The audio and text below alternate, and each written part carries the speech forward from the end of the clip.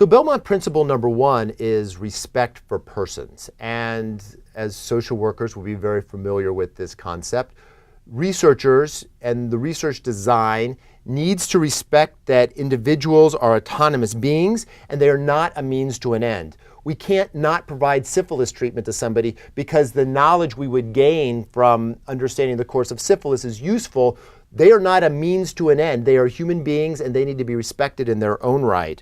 We need to allow them to choose for themselves and individuals, whether they want to participate in the study. We can't coerce them into participating in the study, and we can't, and for individuals that have limited decision-making autonomy, we need to protect them with various protections. So for example, a couple of rules derived from respect for persons include the requirement to obtain informed consent. So everybody that participates in a study needs to be told what the study is, what they're being asked to do, what the cost to them will be, what the potential risks and benefits are, and to provide as much information to them about what the study is as is feasible, and then to get them to consent to that. And then we need to have respect for privacy of individuals, not disclose information, not use information that we're not telling them about. Essentially, they have to be fully aware, and then we can't disclose any of that information to other people. Belmont principle number 2 is beneficence. And beneficence is the principle that we want to minimize harms and maximize benefits. And so we want to use research with the best possible design. We can't do shoddy research on folks. We need to make sure that the researchers are able to perform the procedures and handle the risks. So if I'm going out and asking a population of individuals about potential suicidal behavior, I need to be able to address any suicidal ideation that comes up in the process of that interview. I can't just be like, yeah, that's not my business. I have to anticipate risks, and I then have to be able to address those risks. If I'm doing surgery, which you should never let me do surgery on you, if I were to be doing surgery, I would have to be able to perform the procedures, et cetera, et cetera. And then we have to evaluate any research for the potential risk-benefit ratio. If I'm testing your taste of ice cream, but I want to give you a sense of urgency while tasting that ice cream, so I'm going to drop you off a cliff and have you taste that ice cream. Probably the benefit of differential ice cream tasting and preferences to the risk associated with falling off a cliff doesn't work in the experiment's favor. The risk-benefit ratio is totally off. So I can't do that study. I can't drop you off a roof or a cliff and then have you taste ice cream. Because the risk-benefit is wacky. But I can sit you down and have you taste ice cream in a pleasant room, knowing that there's some risk to cardiovascular health associated with ice cream use. Even a small benefit in that sense because the risk is small. So you have to weigh what the risks of the study are with the potential benefits of the study. And all of this falls under the principle of beneficence. The third Belmont principle is justice. And the idea here is that the risks and burdens of a study need to be spread equally over populations. I can't choose a group of people because they're vulnerable. Now, I can choose to do research with vulnerable populations. That's okay if I'm doing research with vulnerable populations, but I can't choose a population because they're vulnerable. For example, I can't sample within a prison on some non-prison related topic because prisoners are convenient. They're in a location. I know I can do follow-up with them. They have nothing else to do, so they're an easy target for whatever persuasion I want to use. But unless I'm doing research on prisoners qua prisoners, so if I'm doing an HIV intervention for prisoners, then I can study prisoners. But if I'm doing an HIV intervention that has nothing to do with prisoners, but prisoners are there, they've already got their blood work done, they're convenient for me, I can't use a vulnerable population just because they're vulnerable for my research. So you have to spread the risks equally over a large population. I can't choose to target a population because they're vulnerable. I need to avoid exploiting vulnerable populations and populations of convenience, and I need to have fair subject selection. including fair inclusion and exclusion criteria. So this works in two ways. One, I gave the prisoner example, which is sort of a negative example, using people because of bad outcomes. I can't also select people because they're convenient to me because they're well off. So I can't select people that are easier to deal with because they have attributes. So one of the costs that we'll often incur in research is transportation costs for individuals that don't have enough money to get to the study site. Well, I can't decide, I'm going to only target rich people because I don't have enough money to pay for taxi cab or public transportation vouchers. I can't make decisions on sampling based on my convenience that disproportionately benefit one group of people over another. So the third principle is justice, that the risks and benefits have to be spread equally across the population. So risks and benefits is something this phrase that I've been using over and over again, and if you've ever filled out or when you do fill out an IRB application at some point in your future, you will be asked to think through the risks and benefits from a number of different points of view. And that's because what we want to do is we want to engage in research that has the potential to benefit people that has relatively low risk. Or if there are high risks to people, then there has to be high potential reward. So if we're dealing with face transplants, there was a face transplant a couple weeks ago, that's a pretty risky procedure. You got to have a real potential benefit to that. So you can't just be randomly picking people up off the street and paying them a lot of money and doing a face transplant, because for that individual, the risk is really high, but the benefit is really low.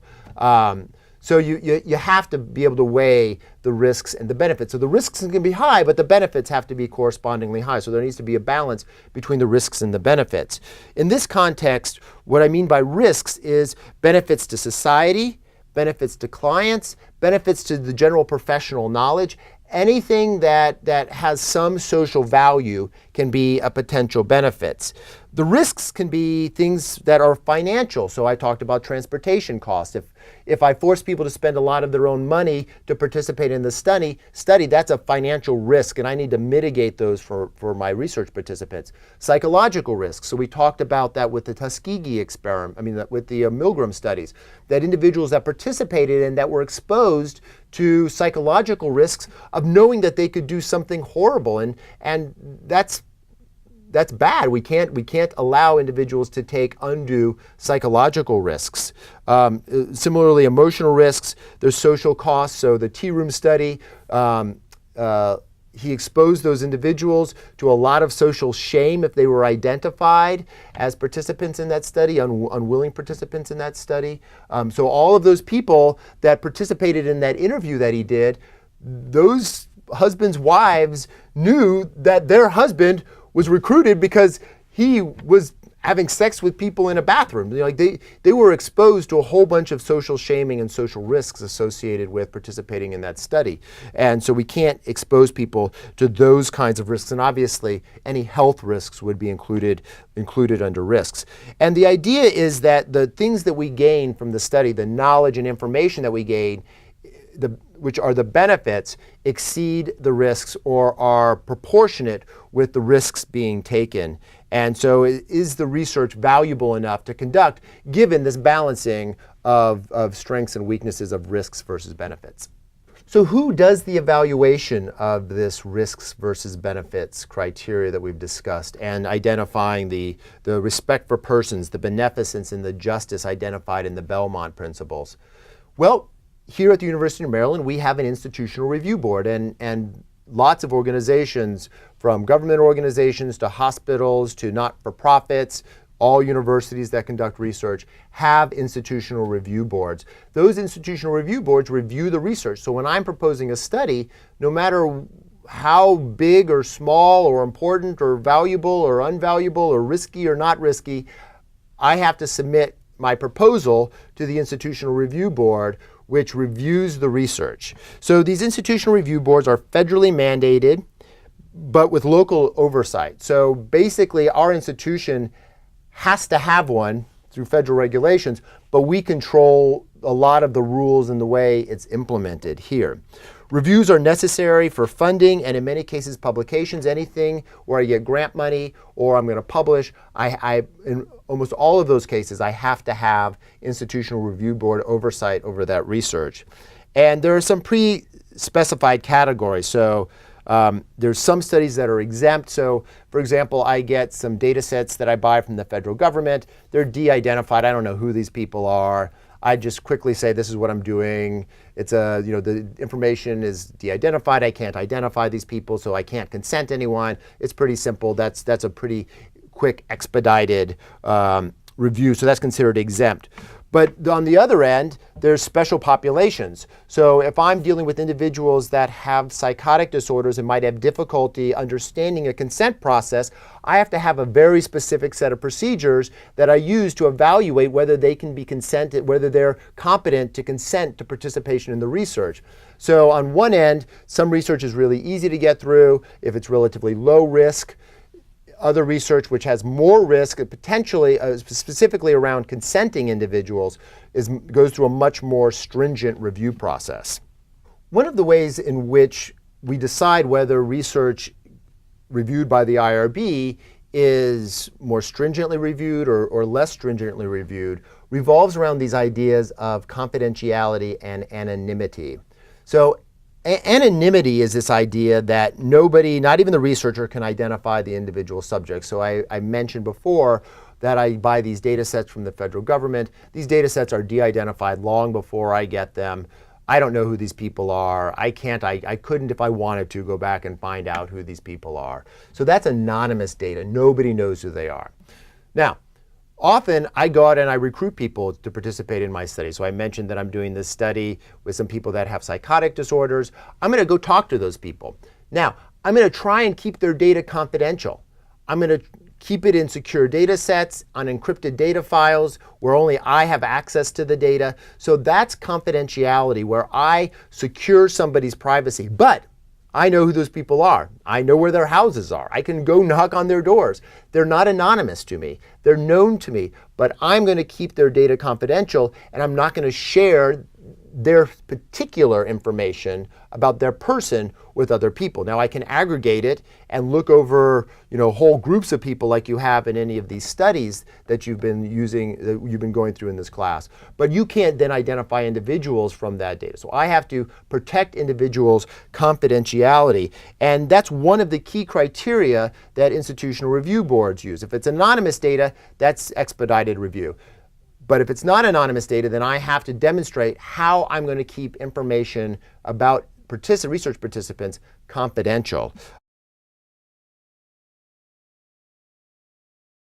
Another thing that institutional review boards pay close attention to is interacting with special populations. Special populations being children, pregnant women, prisoners, people with difficulty consenting. So whether that's individuals that have cognitive impairments or mental health issues that would prevent them from being able to consent to research processes. So anytime I interact with a group that's considered a vulnerable population, I have to first demonstrate that I'm not selecting that vulnerable population because they're convenient for me. That's that Belmont justice principle.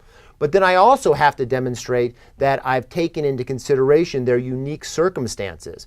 So when I work with individuals that have diagnoses on the psychotic spectrum, where one might question whether they have the capacity to consent to research, when I then go to consent individuals that have a psychotic disorder, I then have to ask them a series of questions to make sure that they understand what they're consenting to. So I have to follow a few additional steps to ensure that they're able to fully consent to the process. And those are checks that I wouldn't do if I were interacting with social work students, for example. So there's a series of additional procedures I need to do to ensure with vulnerable populations that I'm not taking advantage of them. And higher levels of scrutiny are applied by the Institutional Review Board to research that works with special populations.